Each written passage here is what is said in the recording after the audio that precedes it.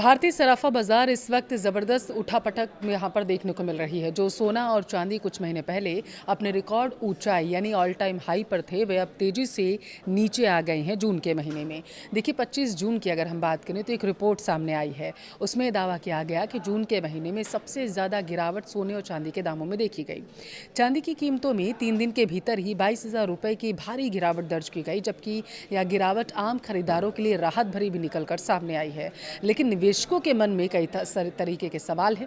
ऐसे में आपको क्या करना है? निवेश गोल्ड में करना है या फिर नहीं?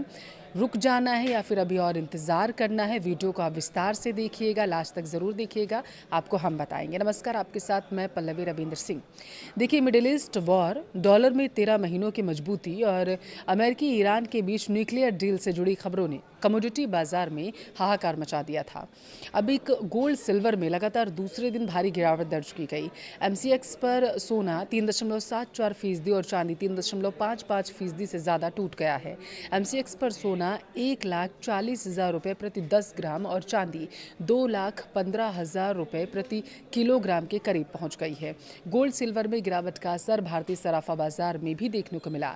बताया जा रहा है कि India Boolean and jewellers association द्वारा 24 कैरेट सोना 2,817 रुपये और गिरकर अब जो है 1,42,178 रुपये प्रति 10 ग्राम तक पहुंच चुका है। वहीं चांदी 5,448 रुपये सस्ती होकर 2,22,035 रुपये प्रति किलोग्राम पर पहुंच गई है।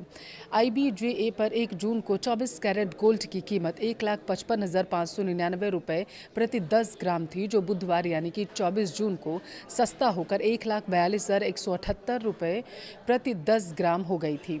यानी जून के 24 दिनों में सोना 11,709 रुपये प्रति 10 ग्राम सस्ता हुआ है। वहीं पिछले 24 दिनों की अगर हम बात करें तो चांदी 41,215 रुपये सस्ती हो चुकी है। 1 जून को चांदी की कीमत 2,63,250 रुपये थी, जो आज 2,22,035 रुपये प्रति किलोग्राम तक पहुंच गई है। अब सवाल ये है कि आखिर सोने चांदी में इतनी बड़ी गिरावट क्यों दर्ज की गई है? इसे लेकर एक्सपर्ट्स ने 4 वजह बताई हैं। गोल्ड सिल्वर में गिरावट का पहला कारण माना गया अमेरिकी फेड रिजर्व का हॉकिक्स बयान सामने आया, जिससे डॉलर मजबूत होकर 13 महीनों के हाई लेवल पर पहुंच गया है और कीमती धातुओं पर दबाव बढ़ा है। दूसरा ये कि गोल्ड और सिल्वर के मार्केट सेंटिमेंट कभी कमज़ोर हो चले हैं। और तीसरा ये कारण माना गया जो बड़ा है कि गोल्ड सिल्वर के नज़दीकी कॉन्ट्रैक्ट की एक्सपायरी, जिसकी वजह से ट्रेडर्स पोजीशन बंद कर रहे हैं। चौथा कारण ये कि सबसे बड़ा माना जा रहा है जियोपॉलिटिकल टेंशन और अमेरिका ईरान के बीच न्यूक्लियर डील से जुड़ी खबरें, जो निवेशकों का रुख अब लगातार बदलती हुई नजर आ रही हैं। देखिए, अमेरिकी डॉलर 13 महीनों के सबसे ऊंचे स्तर पर पहुंच गया है। डॉलर इंडेक्स 101.4 के पास है। फेड चेयर के हॉकिस बयान के बाद सितंबर में रेट हाइक की संभावना बढ़ चुकी है। मजबूत डॉलर और ऊंची ब्याज दरें गोल्ड जैसी नॉन यील्डिंग संपत्ति के लिए बड़ी मुसीबत बन चुकी हैं। इसके अलावा मिडिल ईस्ट तनाव के बीच US ईरान के बीच अंतरिम शांति फ्रेमवर्क से जियोपॉलिटिकल टेंशन कम हो चुकी है, जिससे गोल्ड का सपोर्ट घट गया है।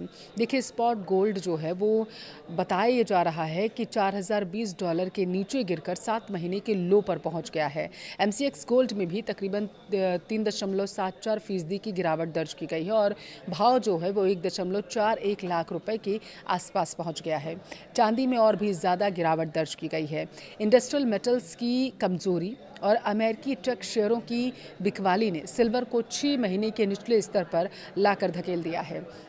MCX पर चांदी टूटकर 2.17 लाख रुपए प्रति किलोग्राम तक पहुंच चुकी है और फिलहाल अभी कमोडिटी मार्केट में दबाव बना रह सकता है। अभी निवेशकों को सावधानी बरतने की सलाह दी जा रही है और लंबे समय का नज़रिया बनाए रखने की भी सलाह दी गई है।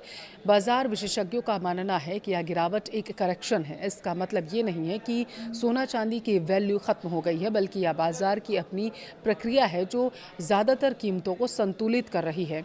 किसे फ़ायदा होगा? छोटे किराएदार। दावा ये किया जा रहा है कि वे लोग जो लंबे समय से गहने खरीदने का इंतज़ार कर रहे थे, उनके लिए ये राहत भरी खबर ज़रूर है। जो छोटा छोटा ये निवेश वो कर सकते हैं।